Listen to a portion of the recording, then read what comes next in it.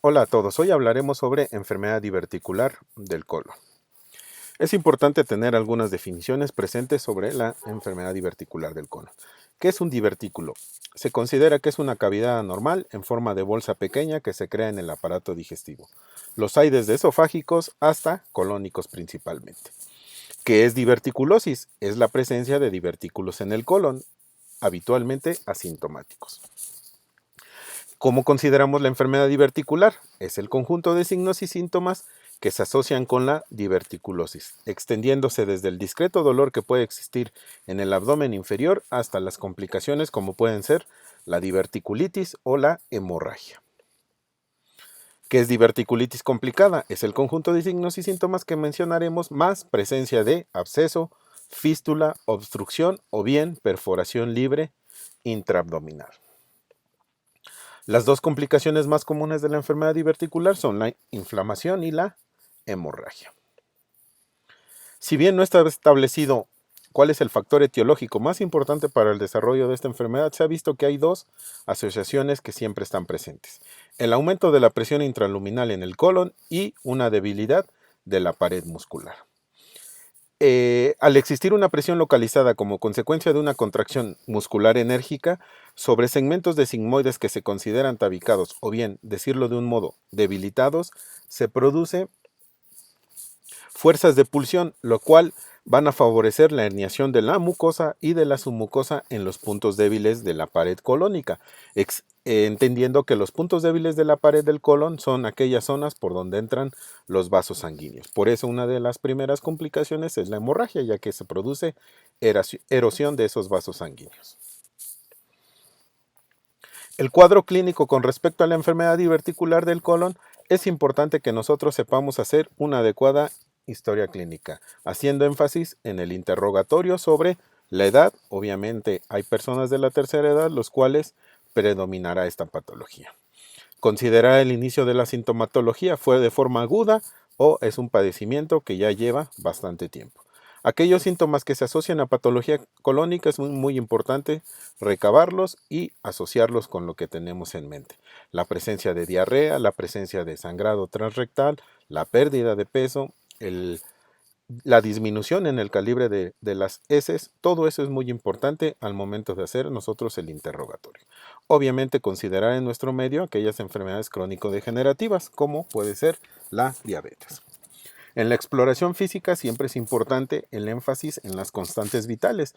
En este caso, corroborar si hay taquicardia, si ha habido fiebre y si ha habido dolor en cuadrante inferior izquierdo, aunado a una tumoración en el abdomen inferior, lo cual nos podría explicar o bien sugerir un cuadro de diverticulitis aguda. Por el contrario, la presencia de una tumoración en abdomen inferior con presencia de sangrado, aunado a pérdida de peso y en una larga evolución, tenemos que descartar siempre un proceso neoplásico en desarrollo. ¿Qué nos dice la guía de práctica clínica usada en México?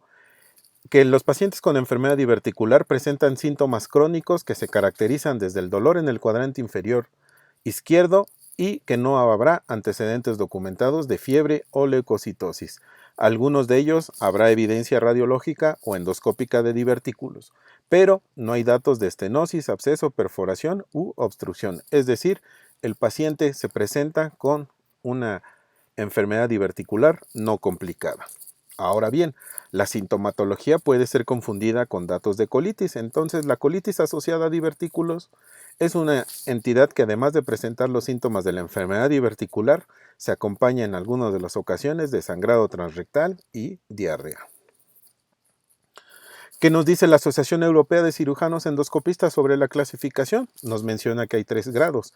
El primero es aquella que es sintomática, pero no hay ninguna complicación. El grado 2 nos dice que es un cuadro clínico ya recurrente, pero enfermedad que no tiene complicaciones. Y el grado 3 nos dice que ya es una enfermedad complicada. ¿Cómo hacemos entonces el abordaje diagnóstico de estos pacientes? Lo primero que habría que considerar sería una tomografía de abdomen. En este se considera que es el estudio más útil y que nos brinda una sensibilidad de hasta el 97%. Nos sirve adicional para corroborar diagnóstico, para estadificar padecimiento, como lo veremos en un rato, y además nos permitirá normar el tratamiento. Obviamente, la tomografía es muy útil para el diagnóstico diferencial de estas patologías.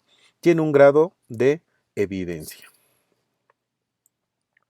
Los criterios tomográficos que nosotros consideramos al realizar y ver una tomografía son que va a haber divertículos inflamados, un engrosamiento de la pared mayor a los 4 milímetros, que va a haber trabeculación de la grasa local, va a haber existencia de una tumoración pericólica con bordes mal definidos, a la cual denominaremos flemón.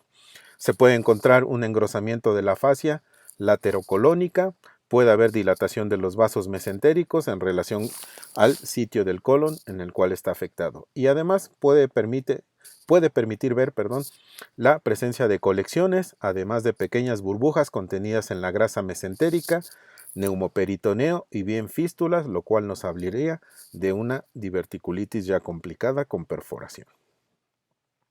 Dentro del propio arsenal del abordaje diagnóstico tenemos que la anoscopía y proctoscopía únicamente será útil en aquellos pacientes que haya el antecedente de hemorragia, pero para descartar la asociación de enfermedad hemorroidal. La colonoscopía es un estudio de elección para confirmar que la hemorragia digestiva es de origen diverticular. Sin embargo, hay que considerar la rectosigmoidoscopía o colonoscopía no va a estar indicada si la sospecha es de diverticulitis aguda, no importando si sea complicada o no. Los hallazgos en los cuales nosotros después de la tomografía podríamos clasificar a un paciente nos lo da la clasificación de Hinge. Existe una modificación que es la de Kaiser, en la cual nos habla de 4 estadios. Hinge, la clasificación lo menciona desde el absceso pericólico, el estadio 2, el absceso en pelvis, o bien un absceso pericólico, el estadio 3, que es la peritonitis generalizada, en la cual ya hubo perforación, y el grado 4, que ya es una peritonitis fecaloide. En realidad, Kaiser lo único que hace es el estadio 1 dividirlo en 2, en aquello que se considera un flemón pericólico y 1B, el absceso pericólico. Una imagen de Hinge 1 en el cual nosotros observaremos el absceso pericólico. Hinge 2, vemos un absceso a nivel pélvico que se encuentra retrouretral. La misma clasificación de Hinge en la cual corroboramos los datos como puede ser la presencia del flemón o bien hasta el grado 4 en el cual ya hay peritonitis fecaloidea. En algunos casos se podrá contar con ultrasonido y al ser un estudio no invasivo podría ser el estudio de primera elección. Recordemos nada más que el ultrasonido es operador dependiente. La tomografía nos da una sensibilidad de 50 hasta el 100%, yo les mencioné del 97%, y sin embargo todavía es mucho más alta que lo que nos puede decir el ultrasonido, en el cual puede llegar a ser hasta del 78% en manos experimentadas. El enema contrastado sigue siendo útil en aquellos casos en los cuales aún a pesar de la tomografía puede existir duda. La cistografía, cuando sospechemos ya de una fístula colovesical, nos permitirá efectivamente corroborar si hay o no la hay. Y la endoscopía también puede ser útil en aquellos pacientes en los cuales sospechemos diverticulitis aguda como diagnóstico diferencial. El diagnóstico diferencial propiamente de la enfermedad diverticular y propiamente de la diverticulitis siempre tendrá que ser con aquellos pacientes que cursen con síndrome de intestino irritable, la gastroenteritis, una obstrucción intestinal, aquellos pacientes en los cuales localicen mal y puedan tener datos de apendicitis, obviamente la enfermedad vascular intestinal, que en este caso podría ser la colitis isquémica, el cáncer de colon, una de las principales patologías que pueden existir, la infección de vías urinarias, la litiasis renal y en el caso de las mujeres, toda aquella patología ginecológica que nos pueda confundir. El manejo de la enfermedad diverticular del colon la podríamos dividir en dos, manejo conservador y manejo quirúrgico. El manejo conservador está reservado para todos aquellos estadios Hinchey 1, en el cual puede ser manejo ambulatorio y hospitalario en ciertos casos. El Hinchey 2, únicamente que sean abscesos menores de 4 a 5 centímetros y se les dará de forma inicial antibióticos. Mayores de este tamaño, considerar el drenaje percutáneo, sobre todo guiado por ultrasonido o por tomografía. Hinchey 3 o Hinchey 4 está totalmente contraindicado darles manejo conservador. La guía de práctica clínica nos especifica y nos menciona que el tratamiento conservador de la diverticulitis, que es no complicada, tiene un éxito de resolución del 70 hasta el 100% de los pacientes. Obviamente hay que individualizar para nosotros poder ofrecer un tratamiento conservador.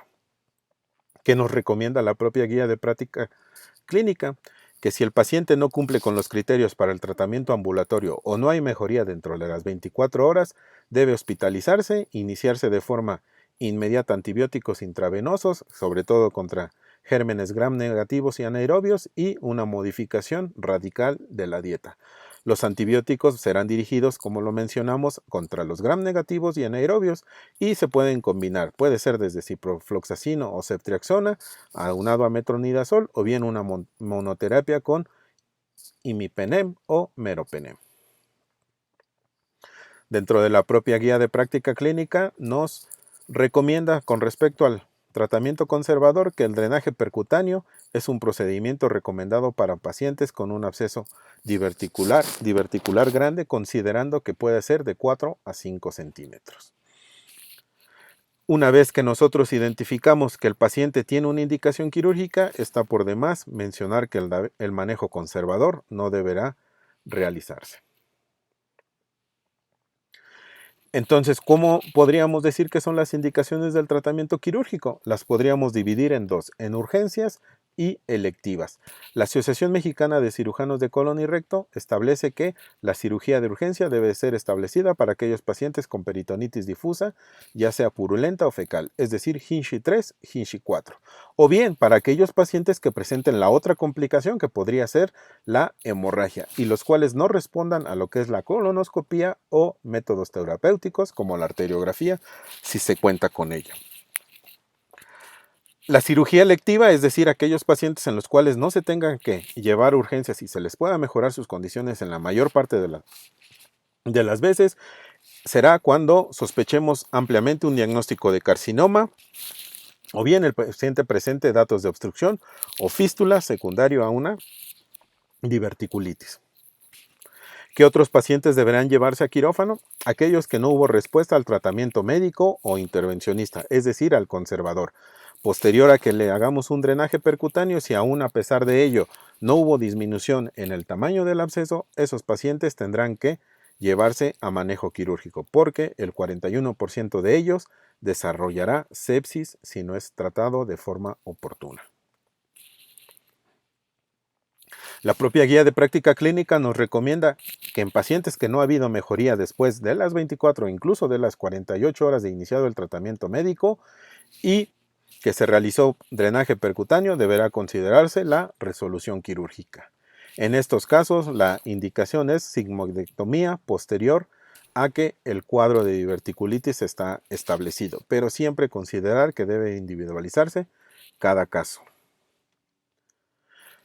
Entonces, ¿qué tipos de operación quirúrgica existe? Hoy por hoy, lo que se considera es la sigmoidectomía como tratamiento óptimo de la enfermedad. Para fines propiamente de la especialidad y del entorno quirúrgico, debe ser distal al recto proximal y el borde proximal del colon del sitio afectado no deberá tener datos de inflamación o de engrosamiento para poder realizar una resección adecuada. Si se llegan a encontrar divertículos en alguna otra parte del colon, ya sea el colon ascendente, colon transverso o colon descendente, no deberán resecarse si no tienen afección. Obviamente explicarle a un paciente que existe la posibilidad de que en una cirugía de urgencia pueda salir con un estoma. Entonces es muy importante que el paciente siempre, la mayor parte de las veces, pueda meterse en una cirugía electiva, porque con una cirugía de urgencia, si ya existe contaminación de la cavidad, muy probablemente el paciente saldrá con un estoma. ¿Qué es lo que podemos hacer nosotros como primer nivel o nivel primario de atención? Pues siempre la prevención, en este caso indicarles a los pacientes una dieta alta en fibra que protegerá contra el desarrollo de enfermedad diverticular. El bajo consumo de fibra y el estreñimiento crónico por sí solos no se consideran factores para desarrollar diverticulosis, es decir, tiene que haber una asociación de varios de ellos. ¿Qué nos dicen las guías de la Asociación Mexicana de Gastroenterología? Nos dice que el tratamiento de la enfermedad diverticular del colon, que no es complicada, únicamente se considerará la fibra insoluble, de la cual la celulosa disponible en los vegetales y las frutas parece ser la más adecuada. Aquella que se sugiere o que viene rotulada a través de los cereales se considera que es la menos efectiva. La cantidad que debemos recomendar a un adulto es de 20 a 35 gramos al día, con una ingesta abundante de agua de por lo menos 3 litros. Aquello que se dice de evitar granos y nueces no está fundamentado, lo que sí es que el consumo de grasas y carnes rojas aumenta el riesgo de presentar sintomatología por la enfermedad diverticular. Considerar siempre como criterios de referencia y de contrarreferencia aquellos pacientes en los cuales necesiten la valoración inmediata por el coloproctólogo o bien por el cirujano general. E incluso habrá ocasiones en las cuales todavía se tenga que referir hacia un tercer nivel cuando no se cuente con alguno de esos especialistas por aquellos pacientes que presenten recurrencia de la diverticulitis o no existan los recursos en la unidad hospitalaria en la cual se atienda. La bibliografía tomada para esta presentación fue la Guía Clínica de Diagnóstico y Tratamiento de la Enfermedad Diverticular del Colon sobre su tratamiento, en la cual se basó la Guía de Práctica Clínica actualizada.